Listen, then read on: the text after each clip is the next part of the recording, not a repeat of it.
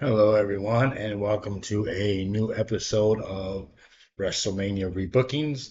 I am actually 2 weeks behind because I didn't get a chance to do a video last week because, I usually do these Mania videos on Sundays. Last Sunday, I pretty much spent the day at my sister's house, and I spent most of that time beating my nephews, you know, beating them up because they like to get beat up whenever I go over. And plus, I also beat them in Mario Kart. And yes, before you ask, yes, I felt like a big man. Of course, when it comes to my family, like me and my cousins, whenever we play Mario Kart or Mario Party, it's yeah, it gets very serious. It's like yeah, we start fighting.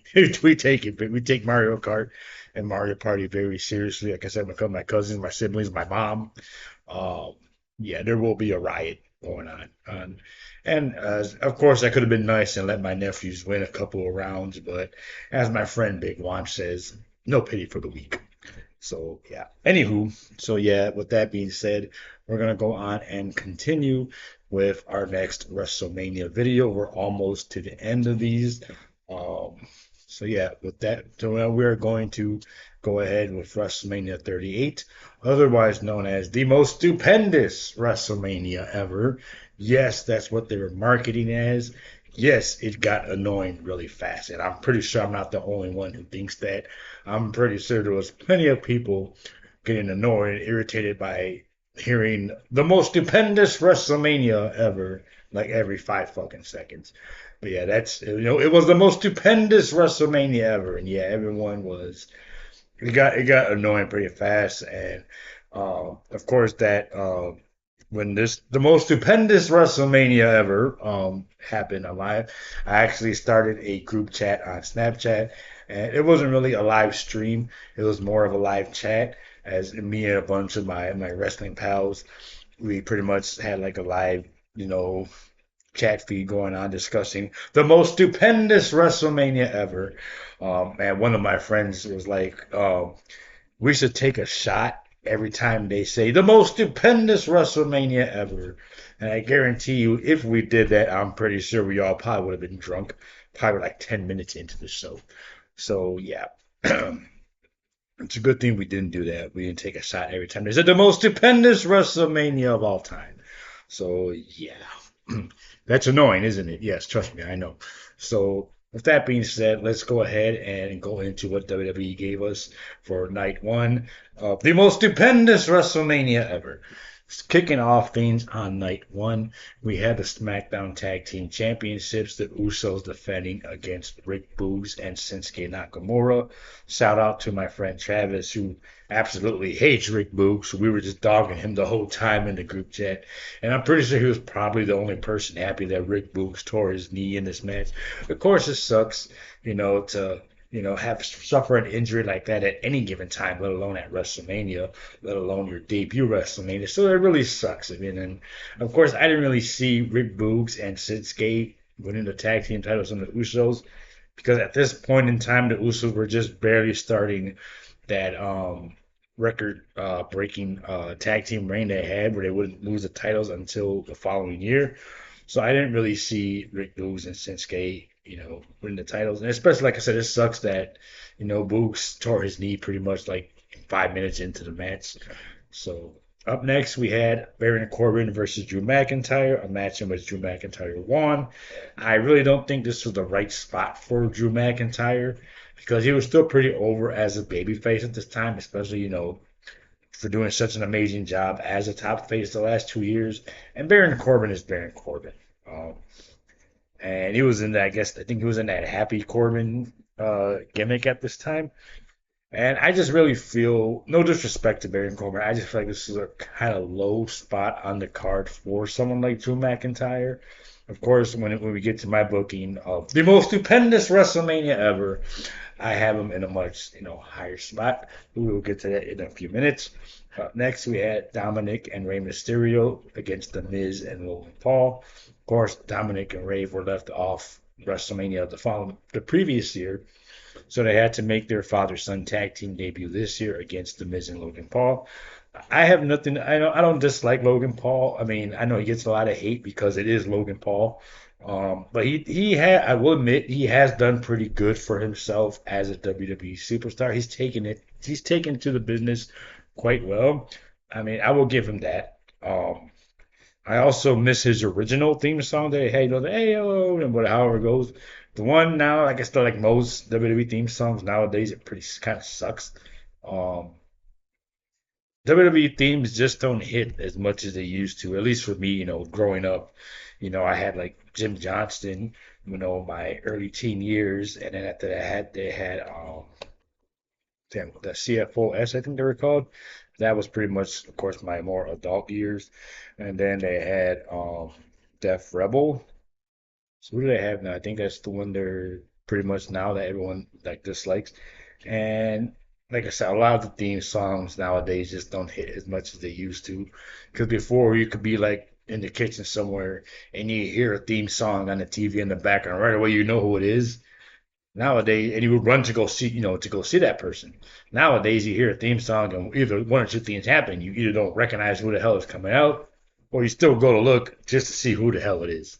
But what can you do?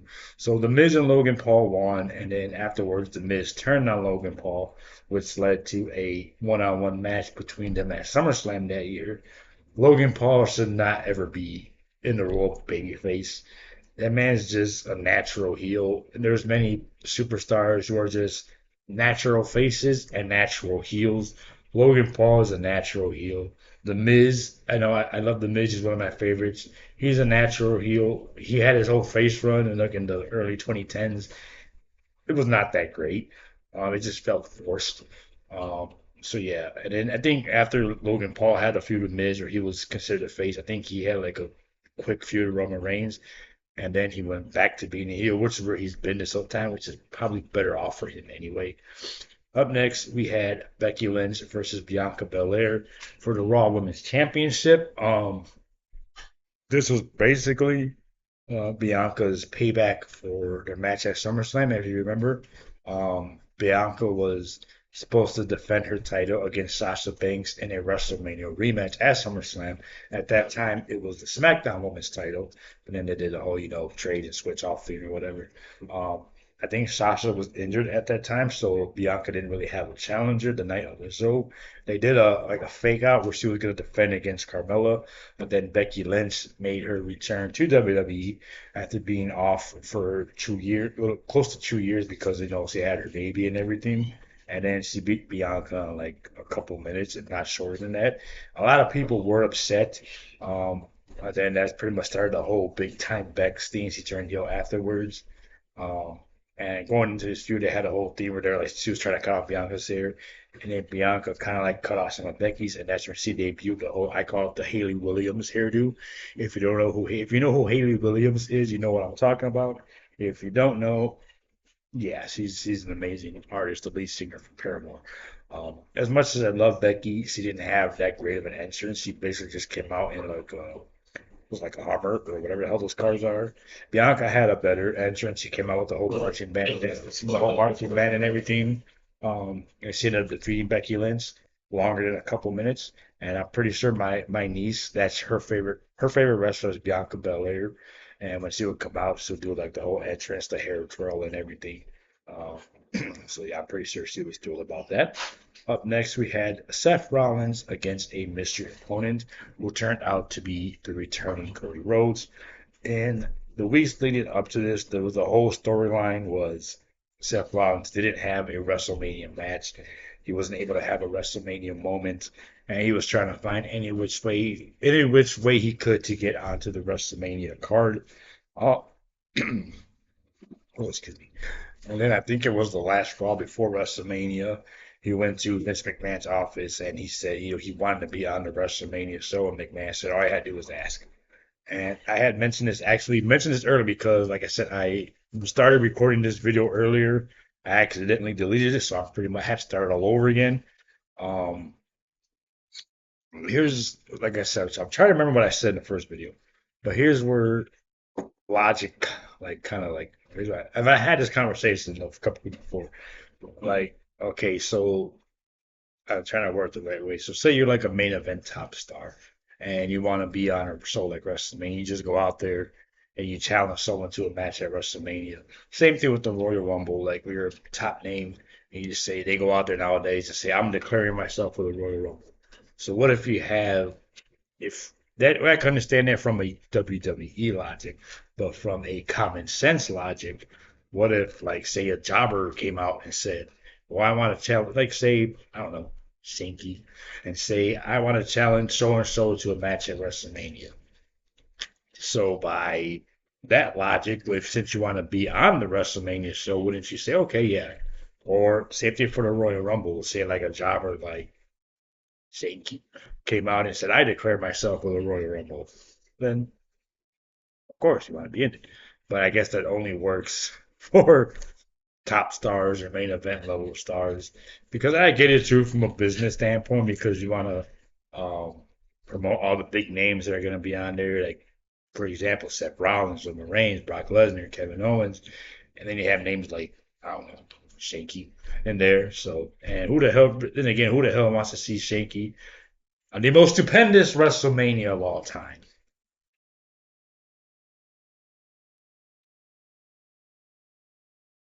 If you say that every 5 seconds. That's exactly how people felt when they were promoting this WrestleMania. Every 5 fucking seconds, it was this Sunday at the greatest, most stupid. I made me forget what the hell I was gonna say.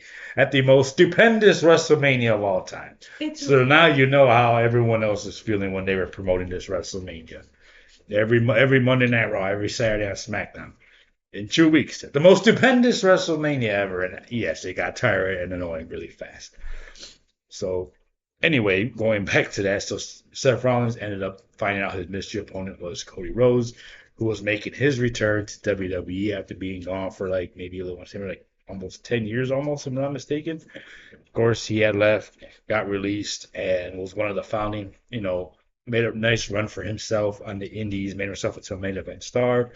Was one of the people that started up AEW, was there for a couple years. Contract expired, and then he made his way back to WWE, where he's been a main event name since. There were a lot of theories as to who Seth Rollins was going to fade at WrestleMania, and of course, Cody Rhodes was the number one person that people were predicting it was going to be. They also predicted Bray Wyatt to make his return. There was a couple other names, but Cody Rhodes was pretty much at the top of that list. And sure enough, when his music started playing and he came out, and yeah, it was just, it felt nice to see. It felt pretty cool to see the American Nightmare version of Cody Rhodes making his debut at WWE at WrestleMania, no less. And I honestly thought it was going to be a quick 1, 2, 3 squash match when Cody Rhodes beats Seth Rollins right away. But they actually had a pretty good competitive match, lasted about a good 20 minutes or so. And then they went to have a trilogy of matches. Cody tore his boob a couple months later and was out for almost a year. But yeah, Did you say boob? yes, I did. That's your pectoral. Exactly. He tore it, and yeah, I watched the show where here in Chicago, as a matter of fact, where he fought Seth Rollins in the Hell in a Cell, and there were people were gonna say he's gonna be able to compete because he had tore his pec. I don't know if it was that weekend, and then when he removed his jacket, and he had that big ass freaking bruise. Like he was making my boobs hurt. Just seeing that big old, he had like a big. Google that photo, you'll see what I'm talking about. He had like his whole this area was here like purple, and I give him props for going through that Hell in a Cell match with that. But like I said, me and my cousin are watching that. Saying anything that bad hurts like it. I remember when I was younger, I tore my ACL during a race because the competitor for the other school lifted her leg up to the point where she knew she was going to trip me, and I fell, and my leg just I can turned in on itself, and it hurt so bad. I can I only was imagine. out for the rest of the season. I can only imagine. Like I said, I give him props for to go through like a 30-minute match. Like I said, Google that picture of what his pec looked like, and yeah, that it was. We were watching it with my pec was starting to hurt. So yeah, up next we had the SmackDown Women's Championship. It was Charlotte defending against Ronda Rousey, who had won the Women's Royal Rumble that year. A lot of people weren't too happy with Ronda not only making her return, but winning the Royal Rumble and challenging Charlotte. It should have been, in my honest opinion, and many other people's opinion, it should have been someone else, and we'll get to that when I rebook this right now. Um, and everyone really thought this would be the main event of night one, and for the most part, it looked like it was, except for the match that followed. Um, and I was surprised that Charlotte won the match. I really thought Ronda would have won, but she ended up winning a month later at Backlash. Um, yeah, so that was that. I like Ronda Rousey. I'll admit, I do like her. I didn't really follow her too much in UFC, so I became more a fan of hers when she was in WWE. But you and Ronda then Rousey? yeah, How did I know? I do I know. heard you. Oh. So then we get to the main event of night one for the most stupendous WrestleMania ever. It was Kevin Owens against Stone Cold Steve Austin in his first match in almost 20 years. Of course, the match wasn't made official until that night. During the weeks leading up to this, Kevin Owens invited Stone Cold to be on the Kevin Owens show, and there was rumors going on that Stone Cold was going to come out of retirement for this last match, and of course, it made all the sense. It was in Texas, his hometown, so, and then, of course, why else would you have a talk show as the main event of the most stupendous WrestleMania ever? Instead of an actual match. Now you know how the people felt. So when Kevin Owens came out, did the talk show and everything, and then Stone Cold came out, and me and my friend even said, "Yep, he's got the knee braces on, he's got the wristbands. There's gonna be a match, and I guarantee you, it's gonna be some type of no holds barred. He's gonna challenge him." And sure enough, during the interview, Kevin Owens challenged Stone Cold to a no holds barred match, and I gotta say, as someone who grew up watching Stone Cold, in my early teen years and everything, it was really cool just to see him, like I said, damn near 20 years later. Just spawn out as a bald old guy? As far as I know. I'm giving and you shit. so then it was pretty cool to see Stone Cold, taking bumps and brawling around and everything. And of course, Stone Cold got the win. And there you have the first night of the most stupendous WrestleMania ever. So going on to night two. Say that word one more time. So going on to night two of the most stupendous WrestleMania ever. I can still see. Dang it. Right, Boots? So yeah. Don't tell me. Hey, one of my cats. I love my cats. Oh no, he's dead. Oh, it's not. See, now I can see better now. So going on to night two, we kick these off with the Raw Tag Team titles in a triple threat match. It was the team of RK Bro, Matt Riddle, and Randy Orton defending against Alpha Academy and the Street Profits. And Matt Riddle and Randy Orton ended up winning. A lot of people were surprised that they lasted that long as a tag team. Everyone thought for sure Randy Orton was going to turn out Matt Riddle because it is Randy Orton. But they actually lasted for quite a while.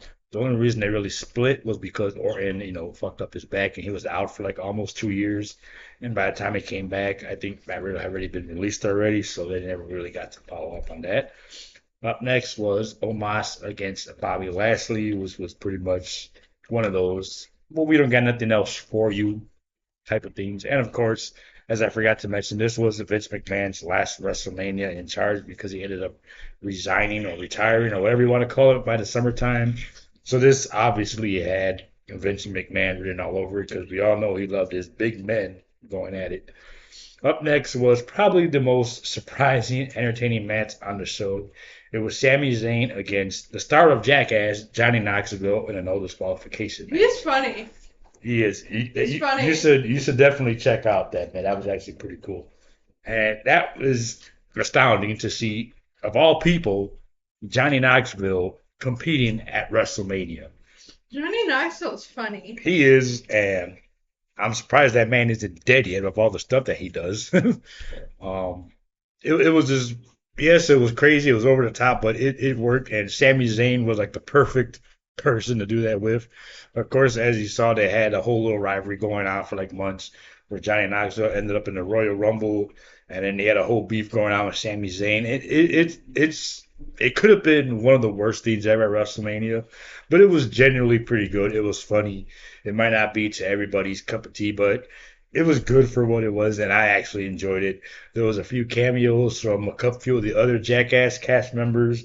Of course, Johnny Knoxville won, and I think it was because he trapped Sami Zayn in some big giant mouse trap or something like that. I gotta say that one. That was actually pretty cool. That Um, sounds funny. so yeah, it was entertaining for what it was, and it falls more on the good side of celebrities competing at WrestleMania instead of the bad. Up next, we had a fatal four-way for the women's tag team championships. It was Carmella and Zelina Vega defending against Naomi and Sasha Banks, Liv Morgan and Rhea Ripley, and Natalia and Shayna Baszler. I honestly didn't think they were going to make this a fatal four-way match at first, because originally it was Naomi and Sasha Banks challenged Carmella and Zelina, and then after that, Liv Morgan and Rhea Ripley got added to the match, and then Natalia and Shayna Baszler got added afterwards. But I can see Liv Morgan and Rhea Ripley because they were like some of the top names at the time and didn't really have nothing else going on. And uh, Naomi and Sasha Banks ended up winning the match. I was happy, of course, because Sasha Banks is my number one favorite. The only bad thing about it was this actually turned out to be Sasha Banks' last match because a few weeks after this, her and Naomi walked out on WWE. There was a whole debacle about it. They walked out, left the tag, threw the tag titles under John Laurinaitis, I think it was their desk, and they walked out. Naomi has came back. Sasha Banks, unfortunately, hasn't returned to WWE since. She went on to have a career on the Indies, and now she's currently in AEW as Mercedes Monet. As I said before, no matter the hair name, no matter the hair, no matter the hair color, no matter the name, no matter the promotion, she will always be Sasha Banks to me, and she will always be my number one favorite. And yeah, so hopefully we get to see her back in WWE one day. I'm pretty sure the odds of that are pretty low because she had, of course, a lot of bad blood for leaving the way she did. But hopefully we do get to see the boss back in WWE once more. That will certainly make me happy. I mean, I've seen a lot of my favorites return when they weren't supposed to, like Paige is back, and I was happy that she came Yes, back. I'm so glad she's back. She was one of my favorites since her debut, and then she had to retire. She left. She came back in AEW, and I was happy with that. But I feel like they didn't really use her as much. But now to have her back in WWE, home where she belongs, is great. So hopefully the same thing happens if Sasha Banks comes back. Hopefully one day that also happens with Tegan Knox making her way back to WWE. Yes, I said what I said. I know she gets a lot of hate. I don't care. I love Tegan Knox, and hopefully We she know comes you back. have a whole fan page. Hopefully she makes her way back to WWE someday, one day. But that chance might happen because she's saying this might be her last year as a full-time wrestler before she actually retires, which kind of sucks. Like I said, I wish she had a better run at the WWE, but they pretty much everyone labeled her as injury prone because she tore her knee like three times, which kind of sucks. But I really hope, I wish she could have had a better run in WWE, and hopefully maybe she might find her way back before she fully retires. So up next we had Edge versus AJ Styles, what many consider to be a dream match. Um, it was good for what it's worth. Edge won. And this was the beginning of the very first original incarnation of the Judgment Day, which surprisingly is still going, It is? though none of the original members are in the current iteration of Judgment Day. As That's why I don't care about so it. this was afterwards when Damian Priest joined up first. Him and Edge were the first two members. They were then joined by Rhea Ripley, and then they were joined by Finn Balor, who kicked Edge out of the group. And then from there, the next person was Dominic Mysterio, who joined. And that was pretty much the Judgment Day that most fans remember the most of Finn Balor, Rhea Ripley, Damian Priest, and Dominic Mysterio. And JD McDonough was brought in. Yes, the guy with the Funko Pop head. And then that was that. Funko Pop head. And for the most part, that was the Judgment Day that people remember the most when they were in their peak or their prime, what you want to call it. And then I'm sorry. I don't like Dominic Mysterio. I don't think anybody really does. And then they kicked out Rhea Ripley, and then they kicked out Damian Priest, and then they brought in Carlito, and then they brought in Liv Morgan and Raquel. I love Liv Morgan, I love Roxanne Perez, but I don't think the Judgment Day is what it is when it first originally started I don't really a care couple about it years ago. now. Once they kicked out Rhea Ripley, I was like, yeah, I don't give a shit. Yeah, it's not the same. Like I said, I'm surprised it's lasted this long because this was in 2020, 2022.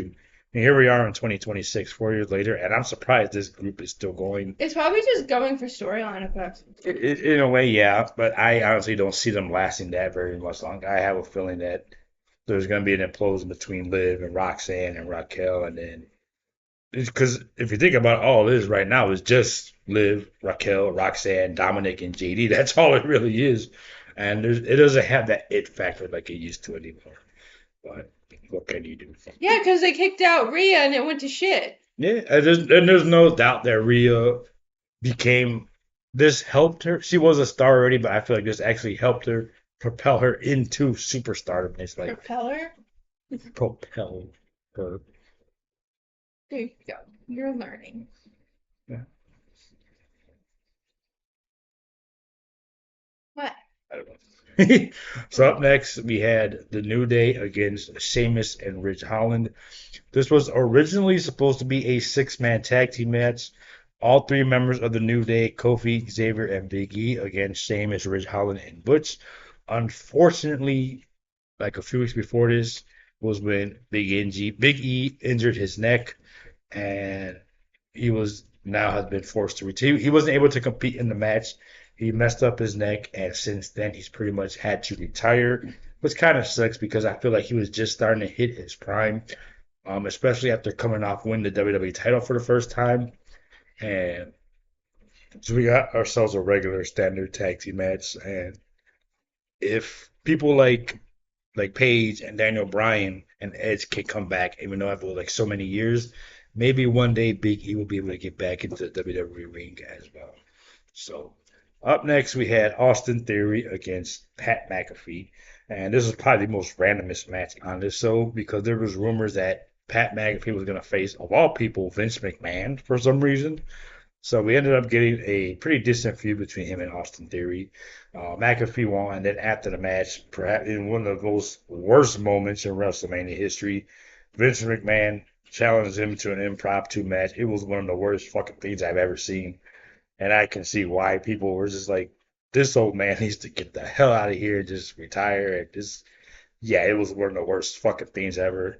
After the match, Stone Cold came back out and gave Vince McMahon one of the absolute worst Stone Cold Stunners ever.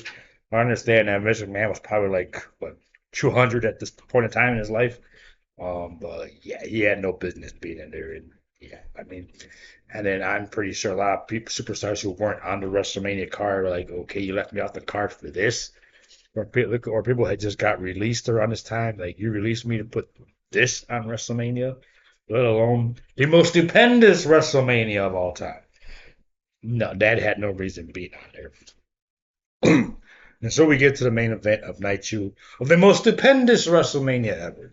It was Brock Lesnar versus Roman Reigns, I'll do it so you don't and have in to. a winner take all match for both the WWE title and the Universal title. This was at this point Brock Lesnar and Roman Reigns' third WrestleMania main event by this point. Um, and it was a little bit different because Roman was the heel and Brock was the face, and the other two times they faced at WrestleMania, Brock was the heel and Roman was the face. So at that time, that's when the fans did not care for Roman Reigns and they were booing the hell out of him. At this point in time, Roman Reigns was in the middle of his tribal chief era. He was in the middle of his, you know, 1,316-day reign as champion. So the match wasn't that long because their matches never really are. In the end, Roman won and unified both titles for the next 2 years. Um, I really did think Brock Lesnar was going to win. I'm pretty sure a lot of people didn't think Brock Lesnar was going to win because Roman Reigns was just in, like I said, at the peak of this tribal chief era at this time. So he would hold on to that title for another 2 years still. So with that, so there we have what WWE gave us for the most stupendous WrestleMania ever. So So you don't have to. so let's go look at now how I would have booked the most stupendous WrestleMania of all time. But first, I can tell you right now, if I was in charge of this booking, the first thing I would not do was I would not market this as the most stupendous WrestleMania of all time. So that would be the first thing I would not do. So as I fantasy book this, no, this is the last time you will hear it. But no, I will not be booking this as the most stupendous WrestleMania ever. So that is out the window. You said that how many last time ago's? You should have heard it when they were promoting this damn thing 4 years ago. You really would have lost your marbles. So because I live with you. So since I'm booking this, we're not gonna market it as that. We're gonna simply market this as WrestleMania 38. So we're gonna kick off things with night one, and believe it or not, this is one of the few WrestleManias that I fantasy booked that does not feature my personal favorite match, a multi-man ladder match. Surprisingly, this show I did not book one at all. Surprisingly, I was surprised myself. I have to go back and look at this again. I was like, I really did not book this. So yeah, like I said, I probably booked this maybe in January. So there will be something different in this timeline. Biggie hasn't broken his neck or anything like that. So like I said, I try to usually go with what's going on at the time. So starting off on night one, we have Matt Riddle versus Randy Orton. This would have finally seen the breakup of Team RK Bro. Of course, Randy Orton would be the heel in this particular, predicament because it's Randy Orton and he's one of my top favorites and he's always been better off as a heel. And I think I would actually give him the win over Matt Riddle on this occasion. Up next, we have a fatal four-way for the Raw Tag Team Championships. I would have the Alpha Academy defend against the Street Profits, Dolph Ziggler and Robert Roode, and Why does it sound like two gangs? Ooh, Street Profits? It does sound like kind of gang name. You really think It about kind it of now. reminds me of Latin Kings a little bit. Not now that you mentioned it, actually does sound like a gang name, the Street Profits. A Little bit. It kind of reminds. More reminds me of the Disciples, the Black Disciples. Hopefully none of them are watching this video. So, if anybody asks, my name is Fred. So, and then the fourth team in this match will be Kevin. We all know it's not. They don't know that. And the fourth Your team in this. channel is literally nobody asked, Tony. The fourth team in this match would be Kevin Owens and Seth Rollins, who, as you may recall, were kind of like somewhat of a tag team at this point in time. Then they ended up splitting up, and surprisingly not feuding like they usually do. Kevin Owens had the whole team with Stone Cold, and Seth Rollins had the whole team. By the way, of course, in this timeline, when I booked this, of course, like in January, Royal Rumble time, so I obviously had no idea Cody Rhodes would be making his return. So Cody Rhodes would not be featured on this WrestleMania that I booked. So instead, like I said, Kevin Owens and Seth Rollins are in this tag team match. And I think I would have gone with the surprise and gave the win to Kevin Owens and Seth Rollins because I would have been pretty curious to see what they would do, not only as a tag team, but as tag team champions. Next up, we have Naomi versus Sonya Deville in a one-on-one match. I am legit surprised they did not blow this match off at WrestleMania. Because if you recall, like for months, Sonya was just making Naomi's life a living hell for whatever reason. I honestly remember how the feud started. And they had an interaction in the Royal Rumble, and then they had like a tag team match, Elimination Chamber. I really, really thought they were going to have a blow off this match at WrestleMania, but they didn't. Naomi was in the tag team match with Sasha Banks. Sonya wasn't even featured. But I would have had the blow off match between this feud at WrestleMania. And I would give the win to Naomi. And after all the months of hell that Charlotte put her through, I would have gave her the win. Up next, we have the Intercontinental Championship. Sheamus versus Cesaro, the former bar members. in this timeline, I don't know how, but I have Sheamus down as the Intercontinental Champion. Who was the Intercontinental Champion at this time? I don't even remember the beat. Oh, it was Ricochet. I think I would have had some time in the weeks leading up to this. Ricochet lose the title to Sheamus, and then Cesaro, who was still in WWE at this time, I would have had him challenge his old partner for the title at WrestleMania. And you know these two were capable of putting on a banger match. Um, and I was surprised. I have Cesaro. I thought he had got released the year before, but I guess not because I still have him in my notes. So yeah, I would have had Sheamus win the Intercontinental title at some point and then defend against Cesaro. And it kind of sucks that Sheamus, I guess, apparently is done with WWE. His contract has expired. He is not renewed, if you did not know. It kind of sucks because he did not get to win that one title. He had yet to win the Intercontinental title. So, unfortunately, we will not get to see Sheamus as a Grand Slam champion. So, good luck to wherever he does end up. Up next, we have the WWE title. I have Bobby Lashley. In this timeline, he does not lose the title to Brock Lesnar. Instead, he retains it and he defends the title at WrestleMania against my choice for the Royal Rumble winner, Big E, who obviously in this timeline does not mess up his neck. He goes on to challenge Bobby Lashley for the WWE title at WrestleMania and gets his title back in a win for him on the biggest show of the year. Up next, we have the Andre the Giant Battle Royal. And I would have given the win straight up to Omos because he seemed like the perfect type of person to win this type of match. Um, so I would just gave him the match there. Of course, I had that match there as a cool down match. Up next, I still have Johnny Knoxville against Sami Zayn, no disqualification match. I would have kept that the same way it is, the build up, the feud, everything, same result. So I'm keeping that as it is. And then in the main event of night one, we have Charlotte defending the SmackDown Women's Championship against the person that I believe, and a lot of people believe, should have won the Women's Royal Rumble that year. My number one favorite, Sasha Banks. Yes, this isn't just biasy that I use a lot, but this is also common sense because it was written right there. Charlotte and Sasha Banks have faced each other so many times on pay per views, on TV. They've had so much good chemistry together, and they've never had a one on one match at WrestleMania.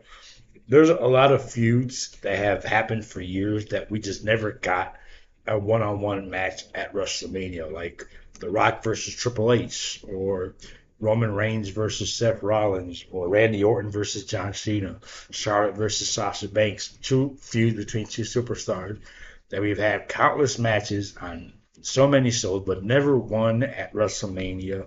And Sasha Banks, I really thought she could have done it in Royal Rumble. She came in at number one, and I was so disappointed when she was eliminated like practically right away, like not even like 10 minutes into the match or so. She was eliminated from the Royal Rumble by, of all people, Zelina Vega. And I do like Zelina. She's one of my favorites, but I don't see why that had to happen. I really thought Sasha Banks could have been the first woman to win from number one and go on to face Charlotte at WrestleMania, but instead they went around Ronda Rousey.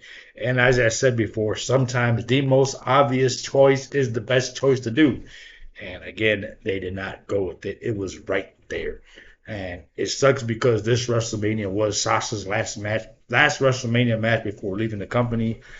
And I think if they would have gone with this match instead, of course, I'm going to have Sasha win.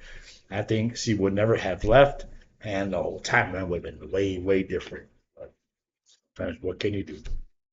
So going on to night two of WrestleMania, kicking things off with the Raw Women's Championship, Becky Lynch defending against Alexa Bliss. Yes, I could have went with Bianca Belair, but like I said, this is where the bias kicks in, and Alexa Bliss had just made her return to Royal Rumble, and she's one of my top favorites. This was at the time where I still had my big three. At this time, my big three in the company were Sasha Banks, Becky Lynch, and Alexa Bliss. And I don't think Becky and Alexa have ever had a one-on-one. Like, never mind, cross that they have. Um, we did have a few matches that's how Alexa Bliss won her first women's title. Never mind. Um, I would have loved to see this match, especially with Alexa Bliss as the face. and Becky as the heel because when they first fought for the SmackDown Women's title several years back, Becky was the face, Alexa was the heel. They're two of my favorites, and it would have been great to see the dynamics switched up a bit. And I think I would have given the win to Alexa Bliss because it's been a long time since Alexa Bliss has held a singles championship. Hopefully that changes in the near future. Up next, we have Dominic Mysterio versus Rey Mysterio. Yes, I'm booking another tag team breakup on the same WrestleMania. I really thought I know they were teasing a split between Dominic and Rey, but they kept them together for another year and they wouldn't break up until that summer. Um, but I probably would have pushed it a little bit earlier. And I'll probably give the win to Dominic Mysterio just to get that big WrestleMania win over his dad. I'm pretty sure his dad would have, like that. Up next, we have, I do have a ladder match on there, but it's not a big multi-man ladder match. I do have a ladder match, and it is for the SmackDown Tag Team Championships. The Usos defending against the New Day. And this goes back to what I said about Charlotte and Sasha. You have oh my God. You have rivalries that Can you talk? now I can. They have rivalries that have, oh my God, right? You have feuds between superstars and tanks, and that have gone out through many shows and everything, but they just never have that WrestleMania match. Same thing with the Usos and the New Day. They have fought each other several times on all kinds of pay-per-views, all kinds of Raw, SmackDown. They even had a Hell in a Cell match together, but they've never had a ladder match together, and they never had a WrestleMania match together. And I think that would have been the perfect time for that. Hmm. And I think I would have give maybe the win to the New Day because at that point, of course, I had Big E winning the WWE title. Of course, I didn't know at this time that the Usos were going to have the tag titles for over a year. So I think I would have gave the win to the New Day. That way, all three members of the New Day would have had championship gold at that time. So up next, I have the Women's WrestleMania Battle Royal, and I would have gave that win to Bianca Belair because she's the biggest name that's not on my WrestleMania card in regards to the women's division. So I would give her that win right there. Up next, we have Edge versus AJ Styles. Yes, I went ahead and booked a match before they even did it, but I think in this timeline, there's no interference outside. There's no judgment day in this timeline. So Edge and AJ just have a nice one-on-one match that I know they can have. Up next, we have the Women's Tag Team Championships. I have Carmella and Zelina Vega defending against the Bella Twins. I'm surprised because, as you remember, this Royal Rumble, they had so many, past superstars, women superstars in that Royal Rumble match. Both Bella Twins were in there, and I'm really, really surprised that they weren't. They didn't get a tag team title set at WrestleMania that year, or weren't added to the Fatal 4-Way match they had. So in this timeline, I have Carmella and Zelina defending against the Bella Twins. Yes, I know they're not the greatest, but they're two of my all-time favorites. The Bella Twins, I love them. I met them once. I got a birthday hug from Nikki. Um, I would have gave the win to the Bella Twins to give them their not only their first tag team title reign as a team, but they also have that WrestleMania moment. It doesn't have to be like a record-breaking reign. It could have been a couple months, couple weeks, but just to see these two women superstars, sisters, twins at that, finally they didn't have their tag team titles around when the Bella Twins were full time, and the women's titles were just like probably like 5 years old at this point. So it would have been nice for them to, get that. But like I said, that's a little bit of bias in me because they're my favorites, and I do use a lot of bias towards the women superstars who are my faves in these bookings, as you will see on next week's episode. Up next, we have the United States Championship. Damian Priest defending against Finn Balor. They actually had this match on Raw a few weeks before this.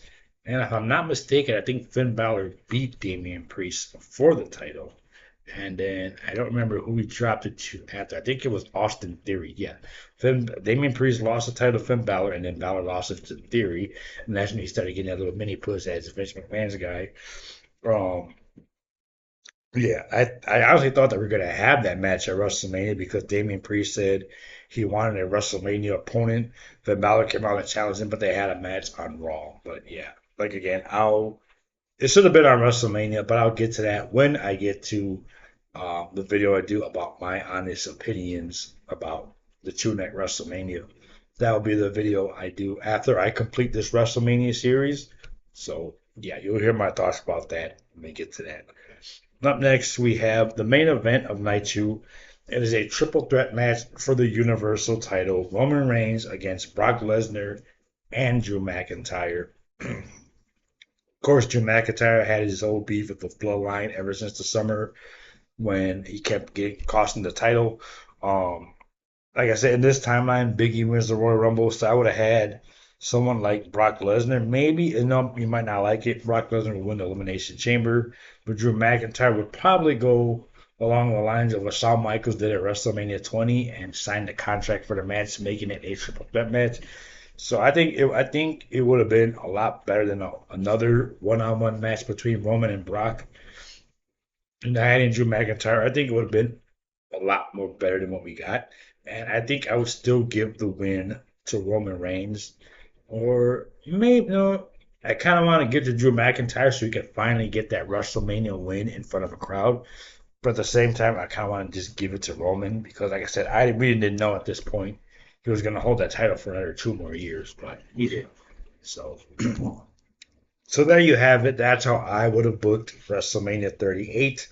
What are your thoughts? Did you like what the WWE gave us? Did you like what I gave you? What was better? What would you have done different? What would you have changed? Would you have left it the way it is? As always, I appreciate your thoughts, your comments, your feedback, positive or negative. I welcome it. Hopefully, I can keep back on schedule. Like I said, last Sunday I was busy. So next Sunday we will go on to WrestleMania, the next WrestleMania in the series.